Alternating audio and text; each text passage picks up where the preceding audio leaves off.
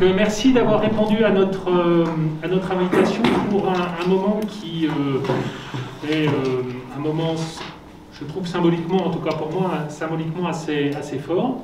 Merci à Ludovic Rochette, le président de l'Association des maires de France de Côte d'Or, d'avoir répondu présent à notre invitation et d'avoir, dès cet été, nous en avions parlé à l'occasion, j'en dirai un mot, de la visite du garde des Sceaux à Dijon, qui avait répondu positivement à l'idée de signer ce protocole. Ce qu'on va faire, c'est qu'on va faire quelques prises de parole pour expliquer un peu le contexte. Peut-être, donc je commence, Monsieur le Président, et puis Monsieur le Président Rochette, que de président. Juste pour expliquer un peu le contexte. Alors le contexte, j'essaye d'être toujours assez clair dans mes propos, le contexte il est double. Il y a deux points de contexte, me semble-t-il. Le premier point, c'est effectivement la circulaire du 7 septembre 2020 du garde des Sceaux relative au traitement judiciaire des infractions commises à l'encontre des personnes investies d'un mandat électif et au renforcement du suivi judiciaire des affaires pénales les concernant. C'est une circulaire que le garde des Sceaux, Éric Dupond-Moretti, avait annoncé à Dijon lorsqu'il s'était déplacé. Pour ceux, je pense qu'un certain nombre d'entre vous étaient peut-être présents, il y avait eu une séquence, et le président Rochette était présent, il y avait une séquence à la préfecture où on s'était réunis avec les maires pour parler de ces questions-là. Et le deuxième point de contexte, c'est un contexte lié à la justice de proximité, la justice pénale, la justice de proximité. J'ai déjà eu l'occasion d'en parler là aussi. Il y a eu, à partir de l'été, un effort budgétaire important, peut-être sans précédent, qui a été consenti au bénéfice des juridictions de première instance, principalement des tribunaux judiciaires, dans le cadre de la mise en place de la politique voulue par le garde des Sceaux et le Premier ministre de justice de proximité et singulièrement de justice pénale de proximité. Nous avons pu, à Dijon, recruter 6 personnes en lien avec cette justice de proximité et ce protocole n'a pu être proposé et ne pourra vivre qu'avec ces moyens supplémentaires. Nous n'aurions sans doute pas pu proposer un tel dispositif si nous n'avions pas eu ces moyens en plus. On connaît surtout parfois la justice à travers les critiques qui sont formulées à son encontre ou par les faits divers, et on n'a pas suffisamment l'occasion peut-être de dire les choses qui se font positivement. La justice de proximité, c'est mieux traiter les petites infractions et aussi bien communiquer et bien informer, notamment via les maires. Il y a un aspect transmission de l'information dans les deux sens dans le cadre du protocole, dans le cadre de cette justice de proximité. D'autant que nous en sommes persuadés, le président du tribunal judiciaire et moi-même, les maires qui sont des élus de toute proximité, qui sont au contact quotidien de leurs administrés, sont un puissant relais pour des informations, pour expliquer ce que peut faire la justice, les limites de son action, les règles en la matière, et puis pour nous faire remonter des informations sur les préoccupations de nos concitoyens.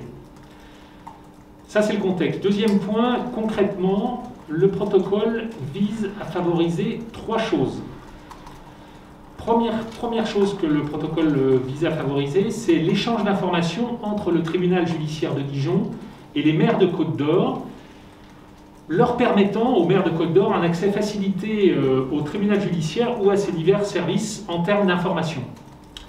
Deuxième point, le protocole très concrètement vise à favoriser des actions de soutien. Alors ça concerne plus l'action du parquet, du procureur, mais des actions de soutien vis-à-vis des maires, en particulier, j'y reviendrai dans un instant, un soutien tout particulier pour les personnes investies d'un mandat électif qui sont victimes d'infractions, de manière à pouvoir avoir un suivi tout particulier de ces dossiers. Et troisième point, très concrètement, le protocole vise à favoriser la mise en place d'actions régulières, suivies, entre le tribunal judiciaire et les élus locaux. Le protocole qu'on va signer dans quelques instants, il se décline en 7 points, très concrètement. Premier point, ça n'a rien d'extraordinaire, mais c'est un élément important, c'est la création d'une boîte mail dédiée aux élus municipaux. À compter de la signature de ce protocole, tout maire pourra entrer en contact avec le tribunal judiciaire de Dijon avec une adresse mail dédiée qui sera en permanence, évidemment, observée et exploitée. Deuxième point, je le disais, une procédure que j'ai souhaité mettre en place très spécifique pour le cas où un élu municipal serait victime d'une agression. C'est vraiment un point, une action renforcée. Le dispositif vise à assurer un soutien renforcé de la victime. Suite à un dépôt de plainte par un élu municipal et au signalement via la boîte mail, ou même juste suite au seul signalement sur la boîte mail par un élu municipal, un maire, le cabinet du procureur de la République procédera à un appel téléphonique à la victime le plus rapidement possible. Excusez-moi de couper, vous dites le maire, mais c'est aussi un élu, un conseiller municipal ou un adjoint. Oui, alors, pour encadrer, parce que des maires en Côte d'Or, il y en a 698, donc ça fait déjà beaucoup. Donc là, il a été convenu dans le protocole que celui qui aviserait, qui pourrait saisir par la boîte mail, c'est tous les maires du ressort. Et ils pourront évidemment aviser d'une agression qu'ils ont subie ou qu'une agression qu'un de leurs conseillers municipaux aurait subie. Mais c'est le maire qui écrira au procureur de la République. Et donc le procureur de la République, via Eva Calmelet, qui est une contractuelle qui a pu être recrutée, c'était dans le cadre de notre plan justice de proximité, on a pu la recruter à partir du mois de janvier 1er février 2021. Donc c'est un contractuel qui a d'autres fonctions, mais qui notamment va être derrière la boîte mail et va regarder tous les jours. Et c'est elle qui, très concrètement, si on a un cas où un maire nous signale une agression qu'il a subie ou qu'a subi un de ses conseillers municipaux, c'est Eva qui va, si on a un numéro de téléphone, qui va le rappeler. Voilà. Éventuellement, on procédera d'ailleurs, si l'agression a laissé un peu dans certains cas, ça peut être, on le sait, des situations un peu traumatisantes. On a la possibilité de saisir l'association des domiciliés victimes, France Victime 21, pour assurer un soutien psychologique à la victime. Et si le maire ou l'élu agressé le souhaite, il pourra ne pas le souhaiter, mais s'il le souhaite, nous procéderons à... Ce dossier sera un dossier suivi, c'est-à-dire qu'on essayera régulièrement d'informer le maire sur la progression de l'enquête, sur est-ce qu'il y a suffisamment d'éléments ou pas d'éléments, quel a été le résultat, est-ce qu'on a fait une poursuite devant le tribunal correctionnel, quand est-ce que l'enquête risque de déboucher, pour essayer d'apporter une information assez régulière au maire, puisque c'était notamment lorsque nous avions fait cette réunion à la préfecture, c'était un des points qui m'était apparu nettement, c'est que les maires, dans certains cas, parfois ça marche très bien, puis d'autres fois ils restaient pendant 1 an sans avoir de nouvelles de leur dossier. Et donc ça pouvait donner l'impression que la justice ne faisait rien. En fait, il y a parfois des raisons qui expliquent ces délais importants de traitement. Ben ça, on aura la possibilité, Eva, sous le contrôle et en lien avec moi ou mes collègues, on pourra leur expliquer. Troisième point, troisième façon dont se décline le protocole, très prosaïquement, très précisément, il y a également une procédure pour les cas où un maire souhaiterait signaler un contexte, une incivilité ou un contexte ou un acte de délinquance ou un contexte d'acte de délinquance. Il souhaiterait saisir, sensibiliser le procureur à une situation un peu anormale de difficulté face à des dégradations régulières, des incivilités, des tags, des choses comme ça. Il pourra aussi le faire via cette boîte mail. Et là, compte tenu du fait que c'est quand même moins grave, ce qui est prévu dans le protocole, c'est qu'on lui offre la possibilité, s'il le souhaite, il pourra demander à ce que quelqu'un, en l'occurrence dans un premier temps sans doute Eva Calmelet, rappelle le maire pour pouvoir préciser sa demande et voir qu'est-ce qu'il est possible de faire. Les maires auront la possibilité aussi de saisir le procureur de la République relative aux demandes d'informations relatives à ses attributions, notamment en tant qu'officier de police judiciaire. C'est souvent pas très clair pour les maires, souvent les nouveaux maires. Donc là, également, par cette boîte mail, il pourra demander des renseignements et au besoin, on le rappellera. 5e point, c'est une information des maires sur l'organisation et les services et les procédures en matière civile, mais je laisserai le président développer. 6e point, nous allons reprendre, et avec l'aide d'Eva Calmelet, on espère le faire régulièrement, des séances régulières d'accueil des élus au sein du tribunal judiciaire. Nous l'avions fait dans le cadre du projet de juridiction d'ouverture du tribunal vis-à-vis de la société civile. Nous l'avions fait en 2018 avec Ludovic Rochette. Nous avions proposé à une trentaine de maires de venir au tribunal. Nous leur avions fait une visite des locaux. En l'occurrence, on avait fait le parcours des détenus. C'était un peu les coulisses du tribunal. Ça avait, je pense, beaucoup intéressé. Ensuite, on avait eu dans cette salle, d'ailleurs, je crois, une réunion d'information où ils nous avaient pu poser des questions sur les occupations illicites, sur les agressions dont ils étaient victimes, et puis on avait terminé par un moment un peu plus de convivialité. Lorsqu'on avait offert cette possibilité en 2018, très rapidement, en fait, on avait dit qu'on limitait à une trentaine de personnes parce qu'on voulait que ça puisse rester convivial et interactif. Et donc très vite, on avait été les inscriptions avaient été bouclées puisqu'on avait suffisamment de... Et on avait dit qu'on le referait, et puis le temps est passé, nous avions d'autres difficultés, on avait un peu de mal à mobiliser, et là aussi on espère qu'avec l'aide de notre chargé de mission, on va pouvoir reprendre régulièrement. Et puis, dernier point, il y a le savoir-faire et faire savoir. Il nous semble, encore une fois, je termine par là où j'ai commencé, il nous semble qu'il est important de valoriser pour essayer d'améliorer l'image de marque de la justice. C'est aussi un des objectifs de la justice de proximité.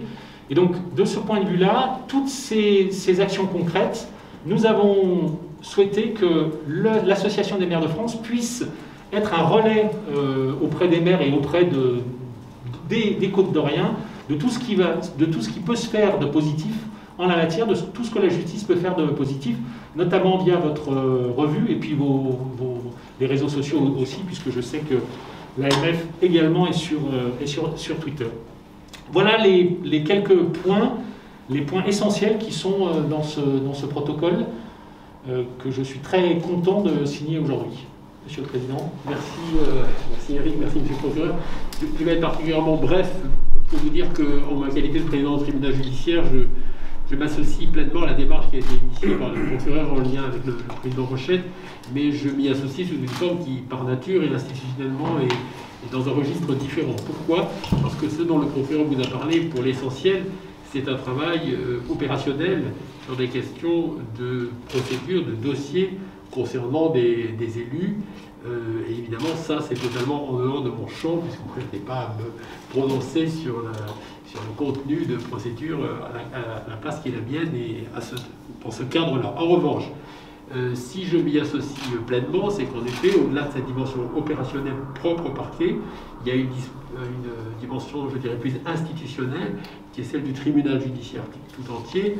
Et le procureur de la République et moi-même, on est tout à fait en phase, comme tu viens de le dire à plusieurs reprises, sur la nécessité impérieuse que nous avons, nous, l'institution judiciaire, à mieux communiquer, à mieux aller au-devant vers nos concitoyens pour mieux rendre compte de ce que nous faisons. Et quand je dis concitoyens, les maires, évidemment, sont les représentants des citoyens éminents s'il en est. Et il me paraît très intéressant, en effet, d'axer une action particulière en direction des élus dans ce registre-là, de l'information et de la communication sur ce que nous faisons.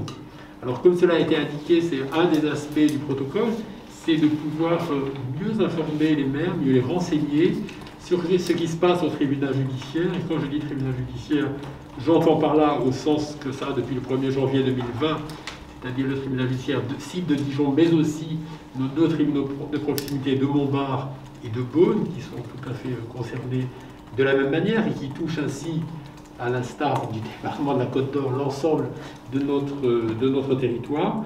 Et donc, nous souhaitons que les élus puissent disposer d'informations utiles sur ce qui fonctionne ou sur ce que dysfonctionne. Par exemple, lorsqu'il y a une matière, je peux le dire de manière très transparente, en les affaires familiales, nous avons des raisons structurelles d'organisation de très gros retard. Et des gens qui sont convoqués à échéance d'1 an. Eh bien, il peut être naturel que les citoyens nous m'écrivent en disant mais comment ça c'est? Mais voilà, ça peut être un exemple où un maire d'une commune vient dire mais je ne comprends pas, expliquez-moi.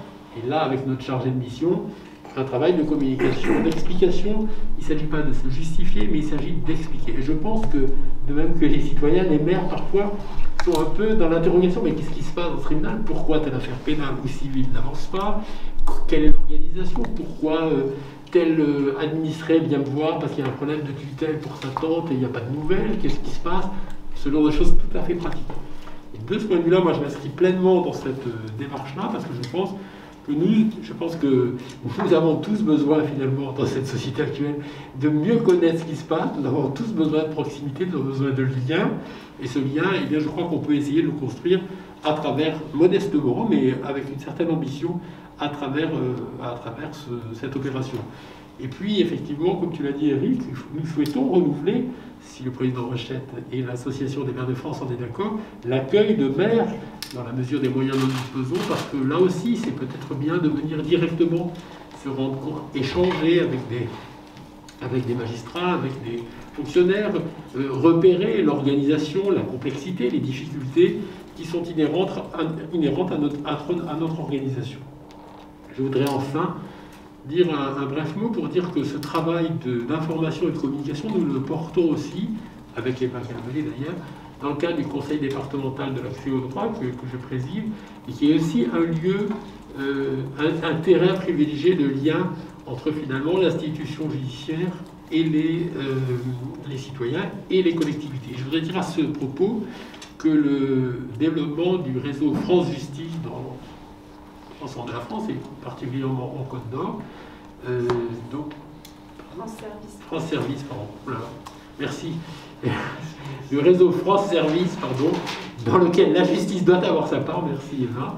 Ce réseau France Service, eh bien le CDAD, y est le Conseil départemental d'accès au droit, y est présent. Et là aussi, c'est un lieu à la fois de communication, d'échange et de lien, je crois, avec les collectivités. Et ceci, nous employons à y travailler. Nous avons reçu et nous recevrons encore ici des agents, des acteurs des maisons France Service pour venir en immersion ici, pour avoir une meilleure qualité d'information à donner aux usagers qui viennent de les rencontrer. Voilà, c'est en 2 mots ce que je voulais dire, ce pourquoi moi-même, dans un champ qui est tout à fait différent de celui du procureur de la République, mais je crois dans un même souci de proximité et de lien, j'ai souhaité m'associer à ce protocole, comme le président Rochette lui-même va nous dire pourquoi il est partie prenante. Monsieur le procureur, monsieur le président, en fin de compte, la justice et les collectivités ne se connaissent pas si bien que ça. On s'en est aperçu. Et les propositions que vous nous avez faites vont vraiment dans le sens qu'on ne puisse plus parler aujourd'hui d'un monde de la justice et d'un monde des collectivités. Tout ça doit faire partie d'un seul monde. Et on avait déjà beaucoup travaillé ensemble. Vous avez rappelé les visites ici avec le parcours. Ce procureur qui est venu aussi participer en décembre dernier à une visio avec les élus. Et on a grossièrement en Côte d'Or un tiers de nouveaux élus. Je ne parle que des maires. Si on parle des membres de conseils municipaux, c'est encore beaucoup plus important. Et on a un vrai travail pour que on ait une fluidité dans nos relations. Et la proposition que vous nous avez faite va vraiment dans ce sens. Vous avez parlé tous les deux de l'enjeu de la proximité. Et effectivement, lorsqu'on parle des maires, c'est l'élu vers lequel on va tendre la main. Enfin, à l'époque, on pouvait se toucher. Mais effectivement, beaucoup d'habitants viennent nous voir en disant « aidez-moi » ou « aide-moi », on se tutoie plutôt, mais aide-moi, qu'est-ce que je peux faire, où en est mon affaire, etc. Et puis, le deuxième point, la dernière fois où je suis venu dans les murs, c'était pour être aux côtés de mon collègue de Bagnoud, qui avait été victime d'agression.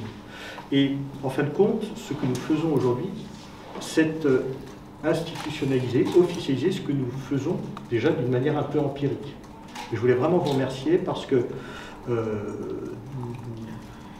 nous sentons ce souci d'informer les élus et de trouver une réactivité. Parce qu'il n'y a rien de pire aujourd'hui que le sentiment de solitude de la part des élus. La solitude au moment d'un fait, la solitude aussi tout au long d'une procédure. Et vous avez parlé ensemble de la venue du ministre, du garde des Sceaux, l'année dernière, qui avait déjà pointé l'aspect innovant, particulier de ce qui se passait dans notre département.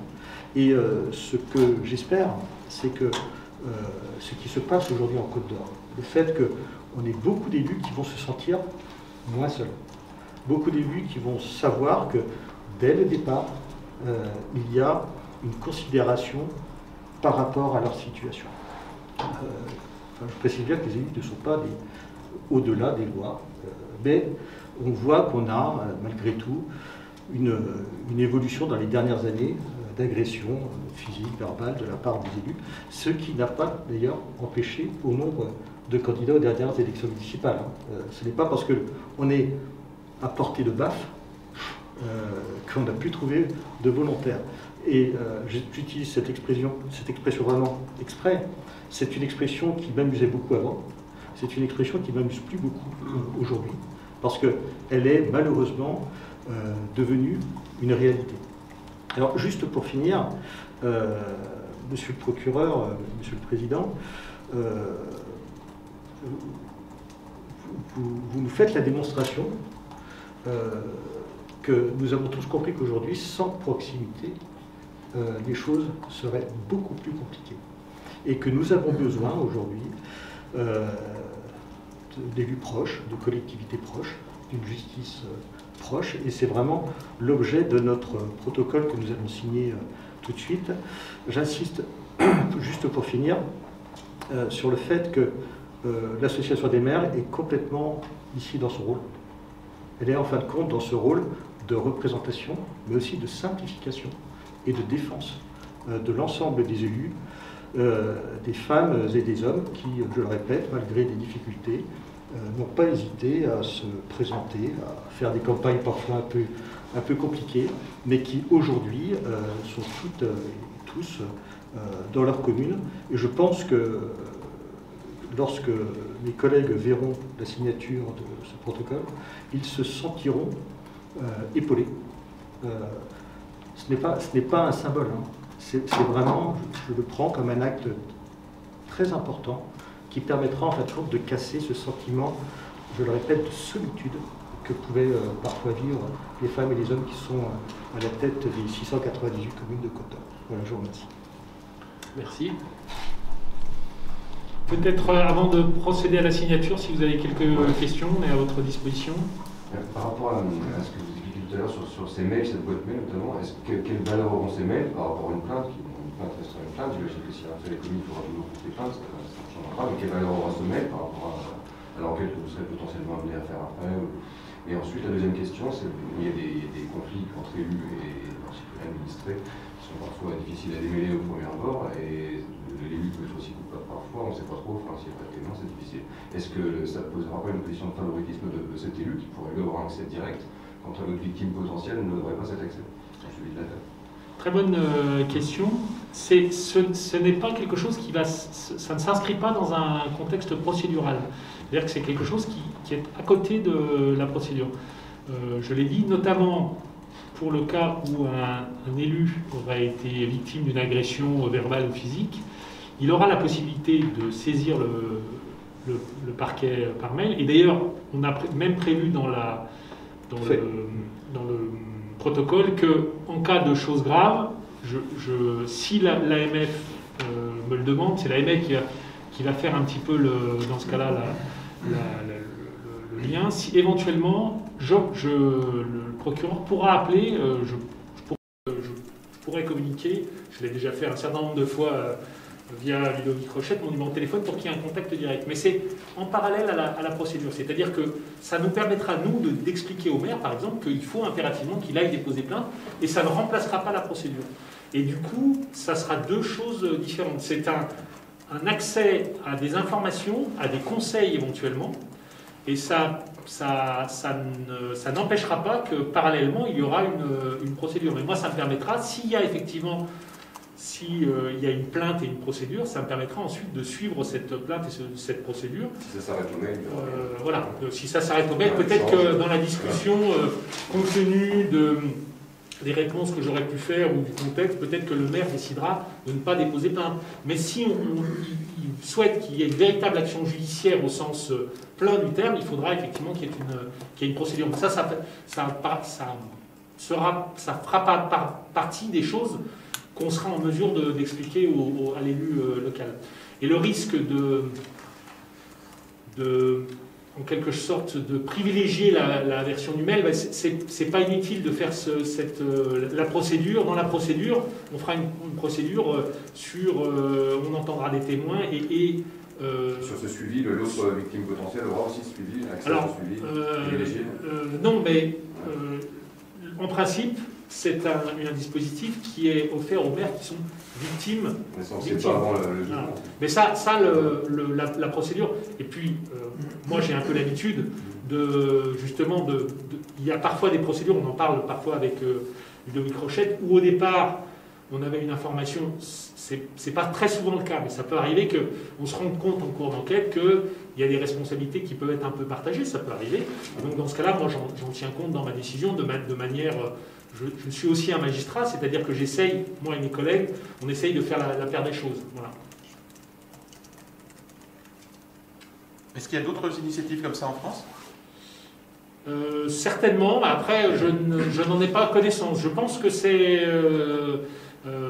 il existe certainement des protocoles de cette nature, mais à ma connaissance, là, depuis la mise en place de la justice de proximité, à ma connaissance, mais encore une fois, je ne suis pas sûr d'avoir une connaissance, c'est quelque chose qui est assez innovant quand même. Donc ça pourrait être la première en France. Enfin, en tout cas, je pense que beaucoup de mes collègues présidents d'associations des maires d'autres départements ont regardé cette signature avec beaucoup d'attention. J'espère que ça permettra d'avoir des exemples dans toute la France. Mais vous voyez, c'est dans le cadre de ce qu'on avait fait dans la justice de proximité, c'était une des idées que j'avais en tête, et j'avais dit au ministère de la Justice, si vous accordez au tribunal de Dijon une chargée de mission partagée entre le procureur et le président sur la question des relations extérieures et de la communication externe de la juridiction, ce qu'on n'avait pas auparavant, je serai en mesure de faire cette démarche-là et de mettre en place ce protocole. Et donc, j'ai été entendu, on a été entendu, et donc, à partir du moment où on a cette chargée de mission qui est arrivée début février, on signe début février. Bon, on avait un peu préparé, on avait déjà préparé un petit peu à l'avance, mais on signe assez rapidement pour qu'il y ait une logique en la matière. Du coup, quel est l'intitulé du poste de madame ? Chargé de mission auprès des chefs de juridiction. Oui, chargé de mission auprès des chefs de juridiction. Parce qu'en réalité, on va peut-être pas arracher de raison là, mais qui a mené un travail assez transversal de ça et d'autres choses, notamment d'accès au droit, et en lien avec les chefs de juridiction. Mais pas que de ça. Oui, j'ai bien compris. Mission est au pluriel. Oui, exactement. C'est exactement ça. Exactement. Du coup, ça pose aussi la question de la formation des élus. Oui. Donc l'AMF met en place des formations. Et ça veut dire que s'il y a besoin de plus de communication, il y a quand même des lacunes dans la formation des élus, en l'occurrence des maires et des nouveaux maires. On est sur une année qui est très particulière. J'ai parlé tout à l'heure du taux de renouvellement des maires. Par contre, à chaque année électorale, il y avait des cycles de formation qui étaient à l'époque en présentiel.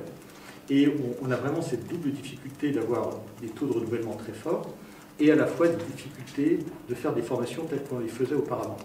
Donc on a fait des formations en visio à l'automne. Je répète que M. le procureur était venu intervenir sur la première visio que nous avons faite dans un cycle au mois de décembre. On a un besoin de formation initiale, mais on va avoir aussi un besoin conséquent de formation pendant le mandat. Et le travail qu'on a à faire ensemble n'est pas qu'un travail de début de mandat. On a pour deux raisons. Premièrement, parce que le mandat des élus municipaux n'est pas un mandat linéaire. On a beaucoup de réformes qui arrivent successives, pas forcément dans votre domaine. Et puis deuxièmement, parce qu'on a un taux de renouvellement des maires en cours de mandat qui est de plus en plus important. Entre 2014 et 2020, on a eu un maire sur 10 qui n'a pas fini son mandat. Par conséquent, un maire sur 10 qui a été élu au cours du mandat et qu'on doit reformer, on doit épauler lors de son arrivée. Petite parenthèse d'ailleurs, vous allez dire que est-ce que c'est une bonne nouvelle ou une mauvaise nouvelle? Je ne sais pas. Mais en tout cas, il y a une nouvelle qui est très encourageante dans ces renouvellements, c'est que 57% de ces nouveaux maires étaient des femmes.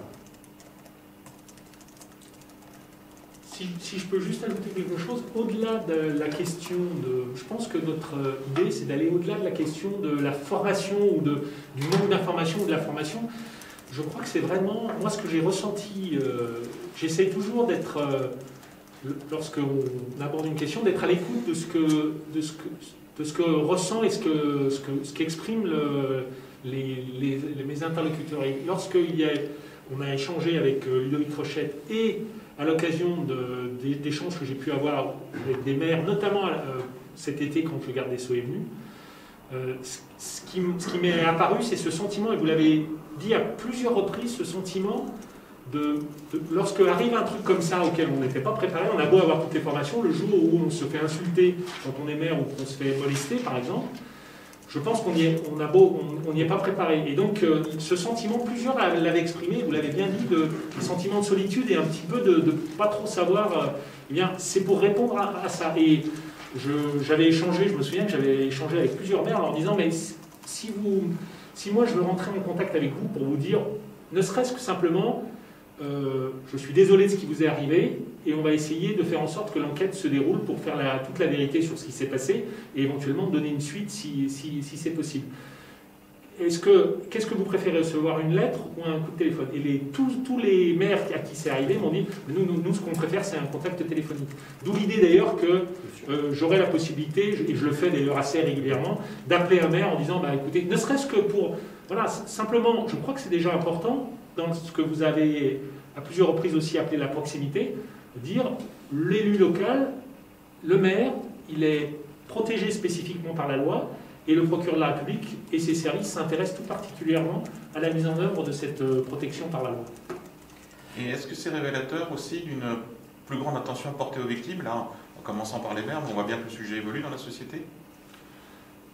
C'est tout à fait ça. Dans le cadre de la justice de proximité, j'ai souhaité beaucoup développer l'attention aux victimes et une grande partie de ce que j'ai réfléchi, de ce que j'ai mis en place dans le cadre de la justice pénale de proximité au niveau du parquet, c'est une attention aux victimes. Donc c'est une forme particulière de victime, mais c'est effectivement une attention particulière aux victimes que je souhaiterais développer.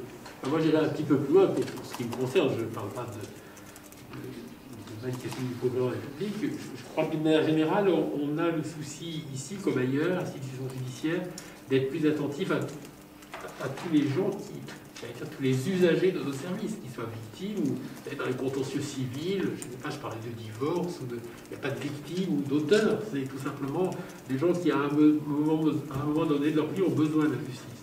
Et je crois que il y a vraiment le souci qu'on a d'essayer d'être plus accessible et que les gens comprennent ce qui se passe. C'est pas avoir une justice lointaine et hautaine, mais une justice qui soit, je dirais, à niveau, dans le respect des attributions de chacun, évidemment. Voilà, je crois que c'est encore de manière encore plus générale, ça participe peut-être d'un mouvement qui ne nous est pas propre, on ne l'a pas inventé à 10 jours, mais nous y tenons particulièrement, et c'est pour ça qu'on essaye, dans la mesure de nos modestes moyens, de multiplier des initiatives. Je parlais de l'action de grâce en état d'exemple, mais il y en a beaucoup d'autres. On a essayé d'améliorer considérablement l'accueil physique dans cette juridiction, avec des gens compétents qui peuvent avoir du temps pour recevoir les gens, et pas nous avons la maison de la justice et du droit à Chenauve, qui est un outil dont vous avez sans doute entendu parler, qui est un service qui dépend du tribunal, avec de multiples partenaires, où les gens sont accueillis pour comprendre ce qui leur arrive, qu'ils soient victimes, certes, mais aussi tout simplement usagers de la justice, usagers du droit, parce que les gens sont parfois perdus, sont parfois seuls, ont besoin d'explications. Voilà. Donc je dirais que ça participe, au-delà, encore une fois, des spécificités de l'action du procureur, à un état d'esprit beaucoup plus général qui est de rendre notre justice plus accessible, tout simplement. Dans le cadre des formations des élus, on réfléchit, nous aussi actuellement, par exemple avec la gendarmerie, à travailler sur des formations de gestion des conflits. Parce que il y a le moment du conflit et aider les élus à gérer ce moment qui peut être compliqué. Et puis il y a tout le volet de connaissance après de la justice elle-même, parce que je ne suis pas sûr que tout le monde maîtrise bien cela, même au sein des élus. Ce protocole, il vous engage sur le long terme, ou est-ce que si vous êtes votre successeur, si vous êtes muté dans quelques mois ou dans 2 ans, je ne sais pas, est-ce qu'on est obligé de le respecter aussi, puis il faut signer un nouveau? Alors, en fait, ce protocole, il est clairement indiqué qu'il est renouvelable par tacite reconduction et qu'il est lié au fait que je continue, le tribunal judiciaire de Dijon continue à bénéficier d'une chargée de mission, puisque les recrutements qui ont eu lieu à la fin de l'année 2020 ou au début de l'année en ce qui concerne Eva Calmelet, au début de l'année 2021, sont des recrutements de contractuels pour 3 ans. Donc, à l'issue de 3 ans, il y aura un bilan, et on est déjà en train de faire un premier bilan. Si, très clairement, je vous l'avais dit, si jamais le contractuel n'était par malheur pas renouvelé dans 2 ans, ben, sans doute le protocole serait amené à ne pas être reconduit. Mais en tout cas, nous on est très heureux que les moyens humains, financiers soient là, parce que il existait auparavant des relations que j'allais presque qualifier d'empiriques, et qui partaient en fait compte de la bonne volonté de chacun, et puis, on ne mettra pas ça forcément au compte-rendu, mais de la considération réciproque, peut-être, qui peut nous animer. Mais c'était quelque chose d'empirique. Et là, aujourd'hui, on a quelque chose qui est reconnu, qui est signé. Je le répète pour les élus, les maires, qui sont les élus de proximité, qui sont des élus qui ont pourtant des équipes, sont souvent en grande solitude parce que quand on parle des agressions, on ne parle en fin de compte que des agressions dont on nous fait remonter le fait. Et la parole s'est libérée, malheureusement, comme pour toutes les violences. Et je répète, ce protocole il est vraiment très très important parce que chaque maire, et on va le faire connaître, chaque maire va savoir qu'il peut ne plus être dans cette situation terrible de solitude lorsqu'on est l'objet d'agressions physiques, verbales, d'autant plus lorsqu'on est dans des villages, des petites cellules où tout le monde se connaît. Il y a combien d'agressions? Est-ce que c'est censé un peu le nombre d'agressions sur des élus, que ce soit des maires ou des conseillers municipaux, des adjoints, par an en Côte d'Or? Alors, moi je ne parlerai que des agressions qui nous sont remontées à l'association des maires. Lorsque le garde des Sceaux était venu, l'année dernière, j'étais venu avec une dizaine d'élus qui avaient fait part d'agressions, mais certaines avaient déposé plainte, d'autres non. Voilà. Oui, je dirais qu'à Dijon, au sens large, des signalements ou des plaintes de maires, j'en ai entre 10 et 20, on en a entre 10 et 20 par an. Voilà. Alors, il y a peut-être un chiffre, noir. C'est très très peu par rapport à c'est pour ça que je compte bien, heureusement d'ailleurs, heureusement. Non, mais ça veut dire que cette procédure-là, elle a certainement incité les élus à vous envoyer des mails, parce que moi, dans mon village, on est 4 à avoir été déjà insultés. C'est pour ça que je dis que la parole se libère. Ouais. Bon, en même temps, j'espère qu'on ne va pas se rendre compte qu'on ne va pas recevoir 680 mails par an. Voilà. Mais voilà. Ensuite, il y aura sans doute des explications, mais c'est tout l'avantage de ce système, c'est que il m'est arrivé de parler avec des élus de faits dont ils avaient été victimes. Ils avaient très mal ressenti quelque chose qui était de l'ordre d'une agression verbale, qui était, voilà, il y a agression et agression.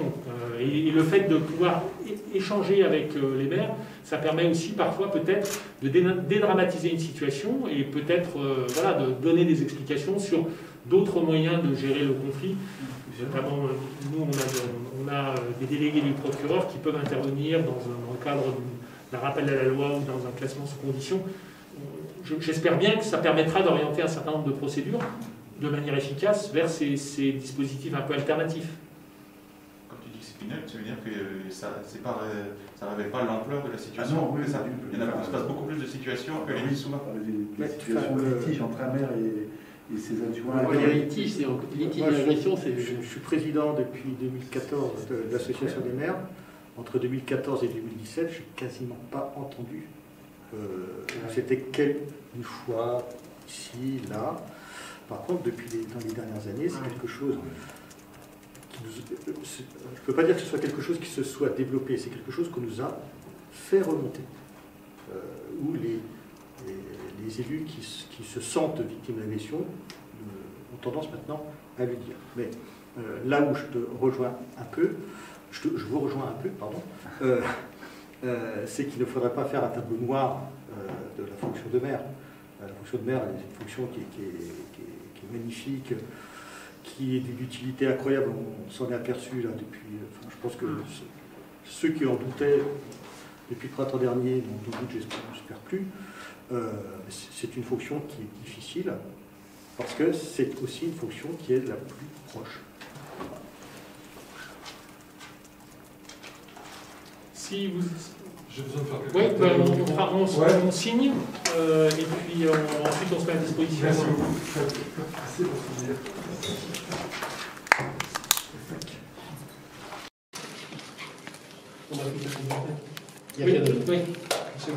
Oui, je connais. C'est mieux. Véronique par ici. Merci.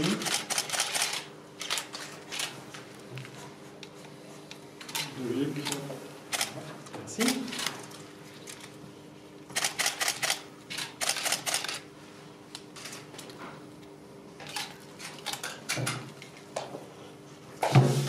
Merci beaucoup. Merci à vous. Merci beaucoup. Un grand merci.